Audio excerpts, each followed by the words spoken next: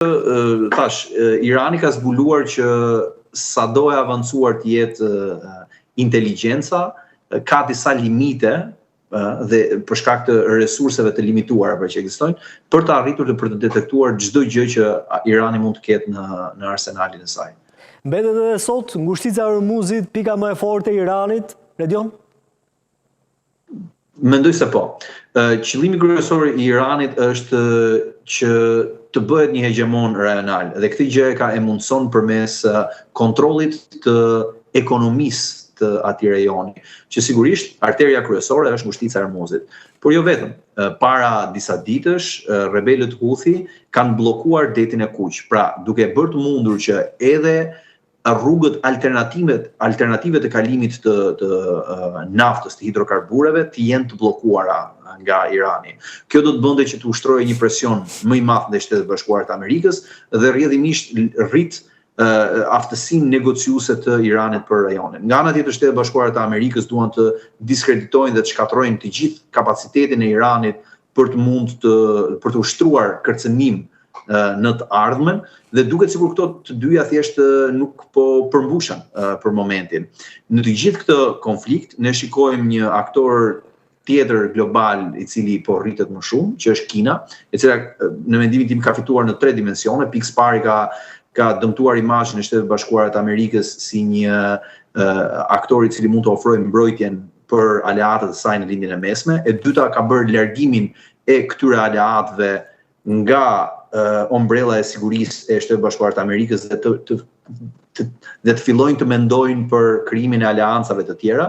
Dhe e treta do të thoja është vetë fuqizimin ekonomik të Kinës, e cila po e bën jo vetëm duke gjetur forma të tjera alternative për furnizimin me hidrokarbure, por duke rritur jashtëzakonisht shumë edhe investimet në energjinë e pastër. Sot që ne flasim, Kina prodhon diku tek 70% të energjisë të pastër në të gjithë globin, që është një transformim i jashtëzakonshëm, duke filluar këtu që nga makinat elektrike, që nga energjia e erës, energjia e diellit dhe së fundmi fare do të thoja edhe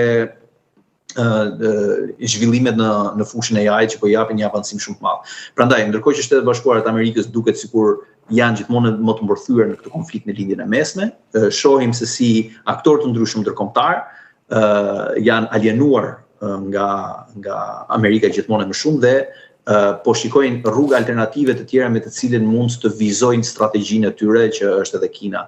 Dhe e kuptoj që është tepër herët për të thënë që do të ketë ndryshime të mëdha gjeostrategjike, pasi kjo është vetëm fillimi i këtij konflikti, por në qoftë se situata do të vazhdonte në trendin aktual, unë mendoj që do të shikonim një Kinë e cila forcohet akoma më shumë dhe një Amerikë që humbet edhe më shumë influencë në atë rajon. Qartë, Redion, Irani është parë, pothuajse gjithmonë nga Shtetet e Bashkuara të Amerikës si një rrezik, si një faktor destabiliteti. Sot është më e sigurt, është më e qetë lindja e mesme mbas këtyre operacioneve ushtarake të Shteteve të Bashkuara të Amerikës?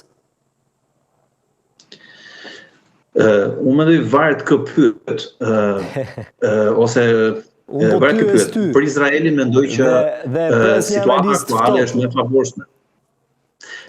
Pikërisht, po edhe analiza e ftohtë është varet në çështje interesi. Për shembull, për Izraelin mendoj se situata aktuale është më e favorshme se çka që më përpara, sepse Izraeli është një fuqi rajonale në rritje me tendenca për të krijuar një deterrencë taktike dhe operacionale në shtetet që e rrethojnë. Kjo nënkupton krijimin e një zone sfyngjer ndërmjet vetë shtetit izraelit dhe zonave territoriale në shtetet që e rrethojnë atë. Shikojmë këtu inkursionin në Liban, avancimet ditëve të fundit në Siri, por në të njëjtën kohë sigurisht edhe tentativa më të mëdha për të konsoliduar pushtetin brenda bregut perëndimor edhe në Gaza.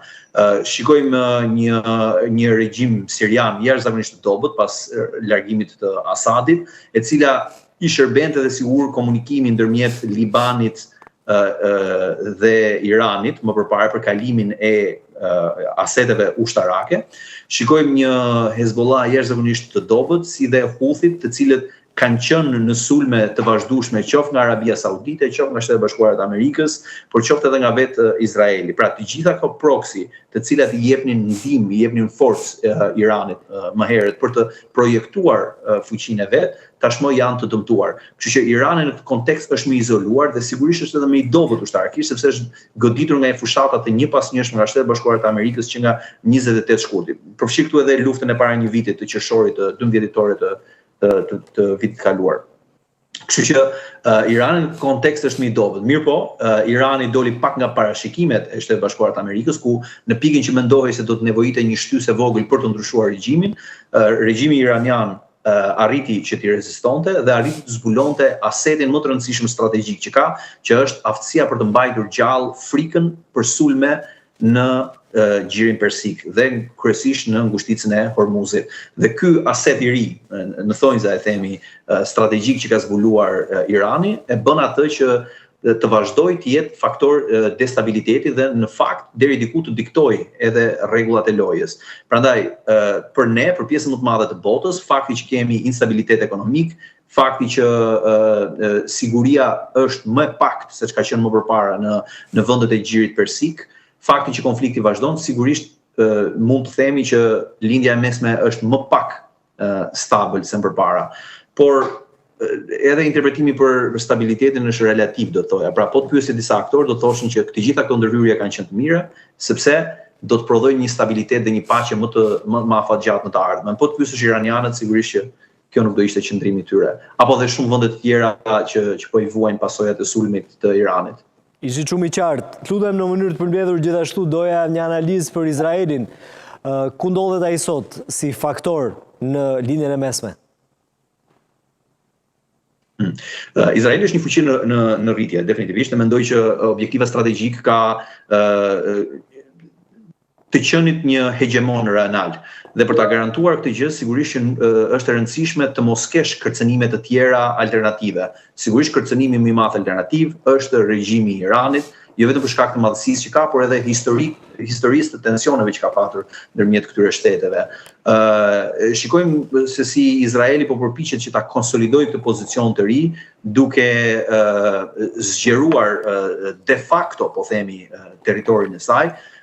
Kemi një linjë të avancuar të trupave ushtarake izraelite deri në jug të lumit Litani. Në ditët e fundit kemi parë një avancim në pjesën e jugore përtej lartësive Golan, pra në pjesën veriore të Izraeli, po jugore të Sirisë, pra duke avancuar deri në zonën e Suedas, në Dara, një qytet tjetër, të cilët krijojnë një thellësi akoma më të madhe strategjike të Izraelit dhe në të njëjtën kohë mundsojnë krijimin e një situate të re de facto në terren. Operacionet ushtarake aktuale që shikojmë, siç janë vendosja e pikave të kontrollit, ngritja e atyre që quhen baza të përparuara operacionale, dëshmojnë që Izraeli nuk është duke investuar thjesht në operacione ushtarake të përkohshme, por i shikon këto si baza të përparuara për të zhvilluar operacione luftarake në të ardhmen, që do thotë është vendosur aty për të qëndruar për një kohë të gjatë. Sigurisht argumenti i Izraelit është që kjo i garanton sigurinë për të ardhmen, por nga ana tjetër vendet të cilët janë duke epsuar mbi kokën e tyre këtë konflikt kanë një këndvështrim tjetër që është kjo është një cënim i sovranitetit të tyre. Kemi parë gjithashtu edhe Rishtazi edhe presidentin e ri të Sirisë, i cili është përpjekur që të bëjë kërkesë trupave izraelite që të largohen nga territori sirian, me premtimin që ata nuk do të lejojnë kalimin e arsenalit ushtarak nga Irani drejt Hezbollahut, dhe në fakt ka patur edhe disa tentativa të ushtrisë siriane për të ndaluar çfarëdo lloj, madje kanë pasur edhe një dy ndalesa pra të çfarëdo lloj asistence që mund të jetë dhënë Hezbollahut, por mendoj që Izraeli dëshiron që të ketë në kontroll vet situatën dhe për këtë arsye e shikojmë që të avancojë më shumë.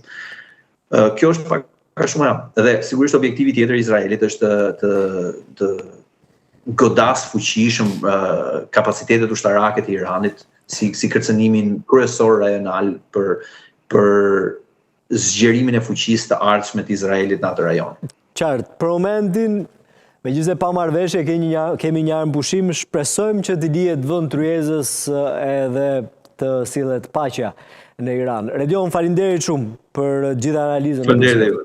Knesi. Shkëputemi, rikthehemi për pak.